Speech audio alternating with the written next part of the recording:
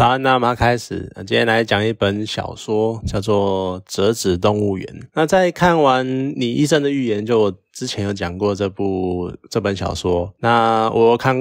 另外一本奇幻小说叫做《折纸动物园》，它算蛮有趣的啦。虽然说都是那种幻想小说的这种范围，可是两者的风格呢有一种蛮明显的差异。比较直接的形容就是《你医生的预言》比较偏理性，那《折纸动物园》呢它可能比较偏感性。你在看前者呢，你可能会掉入一种无边无际的数学世界里，然后从各种物理理论啊跟数学方程式里面你去试图理解作者想要塑造出来的一种科幻的世界。跟你看后者呢，你可能更像是在奇幻世界遇到了一群人，然后听他们诉说自己的经历还有各式各样的故事。那这样的特性呢，你可能更可以明显的从折纸动物园这个同名短片中看出来，因为它是从一个母亲所折出的会动的折纸动物开始，这种很像魔法一般的那种剧情设定，可它整个故事在描述的却是一种亲子间随着年龄增长而加深的那种隔阂，还有在移民社会里面那种世代之间他们因为对于新环境的适应程度不同而产生的一些代沟，一些鸿沟。所以你随着故事剧情的进行呢，你会不知不觉被那种母亲的情绪带动，然后你可能在最后呢看到母亲写给儿子那封信的时候，你会忍不住的掉泪这样子。其实我都觉得说，比起影像啊或是图画，你要能够用文字去打动读者是一个更困难的事情，因为这又取决于这个读者他能不能在脑海里面勾勒出那种作者想要表达的那种情景。所以我觉得光这一点就不意外，这个短片当年能够横扫星云跟雨果还有世界奇幻奖3大奖了。而且很有趣的是，整篇看完你会很强烈的感受到这是一篇华人才写得出来的小说。对，就像那个你医生的预言的作者江丰南一样，折纸动物园的作者呢就叫做刘宇昆，他同样是华裔，只是江丰南呢他是直接在美国出生的，那刘宇昆呢他是小时候好像长到10才11岁的时候才移民。我觉得可能是这样的差异，所以刘宇昆的作品他有更浓厚的那种华人文化的色彩，毕竟他的人生的成长期跟一些有点算是定型期是在中国那边产生的。那折纸动物园书中收录的这些作品很多都是以华裔熟知的民间故事当背景在创作，而且连文章中透露的一些想法或是故事的走向可能都会更偏那种亚洲或是我们熟知的中华文化圈一点。像我很喜欢整本书有一篇最喜欢的是叫狩猎顺利这一篇，它的文章是从那种中国古代民间的那种妖狐开始，然后从仙法道术出发，然后逐渐随着时代的演进到最后变成蒸汽朋克的风格。那古代的魔法它在人的理解跟转化，然后甚至于应用之后，它其实就成为了现在的科技。所以有一种那种感觉像是人的想象好像是无边无际的，可其实它是人只有在同一个范围里面。也有可能就是因为这个样子，所以我们才能够利用各式各样的方法将以前的想象化为未来的真实。那这一点呢，就是我对这篇文章非常非常着迷的一个主因，就我们现在的科技其实就是以前的魔法。我觉得这一点非常非常有趣。在几年前呢，网飞就 Netflix 有一个动画系列叫做爱死机器人，可能有的人有看过啦。那其中第一季呢有一集就是改编狩猎顺利这一篇。那其实从这个改编版呢，你可以非常的明显看出东西方的文化差异。因为在改编版中呢，动画里面小狐狸它取回了幻化的能力之后，它的选择呢是狩猎这些欺压妇女的男人。可是在刘宇昆的原著中呢，小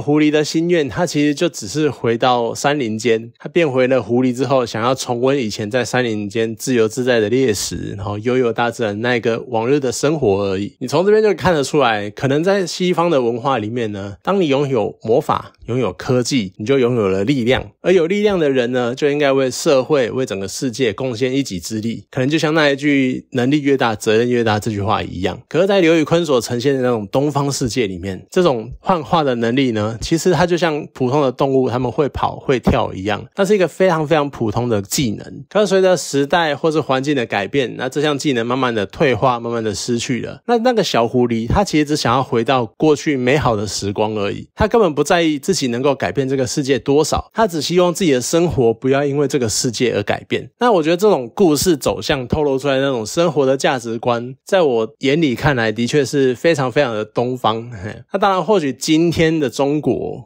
可能大家都讲说什么狼性啊或干嘛，可能已经大不相同了。可是在台湾，我觉得或多或少你还是可以感受到这种价值观普遍会存在在很多人的生活中，很多人的想法里。那像书中它最后一篇呢，叫做《终结历史的人》，一部纪录片。它其实是刘宇昆他试图仿照我刚刚讲的你一生的预言里面也有收录的，叫做《看不见的美》。他的那个纪录片，然后正反两方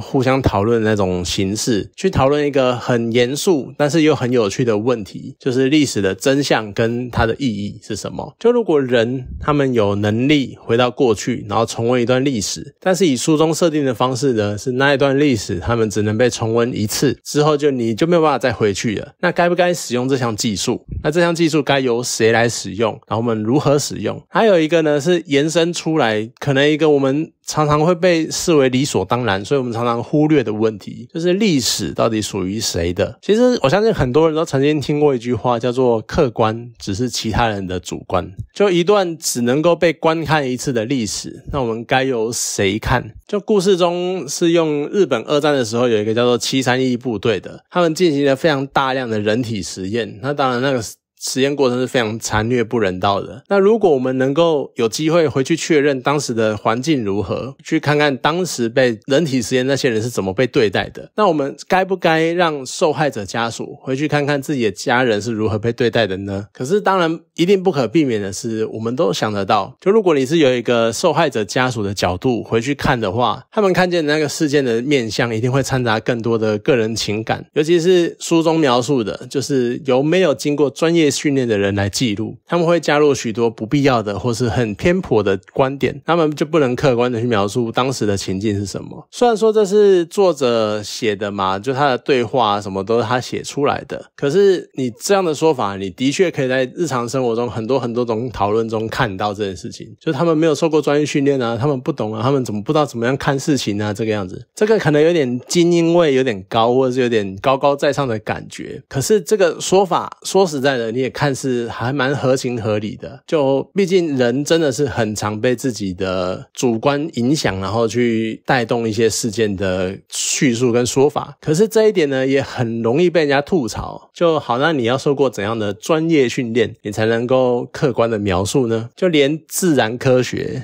这种你的物理化学甚至于是地质学，这种自然科学是那种硬邦邦它变化度极低的学门，东西放在那边它就是那个样子，它的成因就是那个样子。可是同一个事件都有可能成为不同学派争论许久的题目，可能这个事实这个景象就呈现在那个样子，但是这个学派可能会觉得它是 A 原因形成的，那个学派他就觉得它是 B 原因形成的，然后第三个学派可能就觉得它是 C 影响的干嘛的。所以就是连同一个事件都会有这种很不同的人去争论他们的成因是什么的状况，而且想当然他们都觉得他们是客观的，他们是受过训练的，那连自然科学都会这个样子，更何况是历史啊人文这种加上人然后就多了无穷变因的这种领域。所以在这种状况里面呢，其实有时候你会常常听到一些争论啊，他们所谓的客观反而只是一种用来博取个人主观利益的工具。我们最常听到的一句话，攻击的话叫做你不够客观，成为一句这就变成一种攻击对手立论基础的言语，但是实际上到底什么是客观什么是主观根本没有人在意。而且我会觉得说，当你在讲的时候，你一定会经由你的生命经验去做出你的结论，做出你看的角度，那这就是一种主观啊，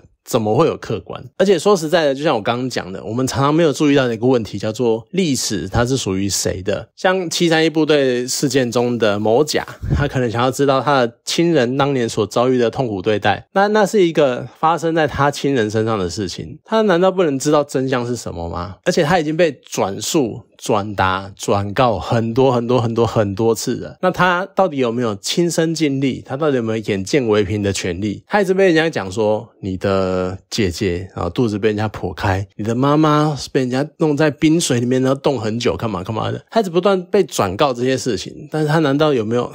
亲身看到这些人被这样对待的那个权利？而说实在的，这是一个单一的个案，这是在他亲人身上的事情，对全人类的影响到底有多大？说实在真的很小，可是他有非常非常多的个案，他们汇集起来成为一个很重要的历史的事件。可是这个事件呢，我们可以警惕，我们可以告诫，我们可以让世人去理解，去知道曾经发生过的这种惨案，这种事情啊，因为这个原因，然后让我们试图去避免重蹈覆辙，再犯这样的错误，再犯出这种惨无人道的事情。可是就像我刚刚讲的，这些都是由微小的个案所汇集起来的。那这样这些微小的个案，他们到底是属于私人的呢，还是它应该是公有的？这就是我所谓的历史到底应该属于谁的。而且你再回到主客观的这种描述上，所谓的历史记载，他们其实就是记录者他在事件发生时或事件发生后的比较短的时间内，以他的历史背景，以他的经历，他的背景，他所受的教育，所形成的观点跟解读的方式，然后记录下来的文字。所以人们呢，他们也只能选择去相信这些记录者，他们是基于事实而做成的记录。就像史记，我们常常会听到很多史官会什么可歌可泣的违抗当政者的想要他做的记录啊，然后觉得史学家史官他们就是要记录事实干嘛的。可是不要忘了，这些史官他们看到的都是他们能看到的事情，他们看到的其实是事件当下呈现在他们的样子，但是另外一面有没有呈现给他们，我们其实真的不会知道。而且事实上，随着近年来有非常非常多的历史事件被翻盘，被所谓的转型正义之类的，就连这种对于记录的信任其实可能都正在瓦解。所以要是能够开发出像小说中这种去观看历史，然后去实际看当时到底发生了什么事情的这种技术，我相信一定会在世界上掀起一股滔天的巨浪。所以我觉得这一篇中篇小说，它用蛮深入的方式去呈现了两派论点所可能产生出来的争执，然后让读者不断的去思考到底哪一方可能没有真的所谓的对错，就是哪一方可能比较有道理，或者是你可能会比较倾向哪一方。但是当你倾向某一方之后，你也可以同时的去想想那另外一方的论点，他们在讲的是什么，然后呈现出了怎么样的情境。而且它的分野呢，也不单纯是二元式的，就是赞成跟反对。他们在赞成的那一派里面也有不同程度的差异，那反对的那一方呢，也有很多不同的想法跟论点，还有反对的理由。所以我觉得这是一篇相当有趣的作品，因为它呈现了很多很多面向的去讨论一件事情，而且把这件事情算是钻研的蛮深入的，我觉得很有趣。不过整体来说，对我来讲，就是我还是比较喜欢倪医生的寓言啊，因为江丰南他描述的故事呢比较精准，比较直接，就也不能说比较单纯，但是就是很直接，就像我刚刚讲的比较理性。那折纸动物园里面很多篇它的故事设定都非常的有趣，可是有的故事呢就是太发散了，你常常有一种看着看着我不知道现在故事在干嘛，现在故事演到哪里那种感觉。然后再加上有几篇故事它是用我刚刚讲嘛，用耳熟能详的民间故事跟人物为改编的基础，像是那个什么孙悟空啊、关公之类的。可是就是因为对这些人故事太熟了，你反而在看他的故事在被改编的时候，你比较难会有那种融入的感觉。可是整体而言呢，这还是一本很棒的作品，因为它提供了那种奇幻文学的想象世界，那也能够从这些天马行空的想象中看一下现实世界里面各种理念跟想法，他们未来有可能呈现的样貌，可能呈现的风格会是怎么样子。所以我觉得这是一部蛮有趣的小说啦，你如果曾经看过倪生寓言，然后再来看这一本，会有一个蛮有趣的差异，但是他们又在讲一个很奇幻的世界，我觉得很好玩。好啦，今天这本小说就讲到这边，好，谢谢大家。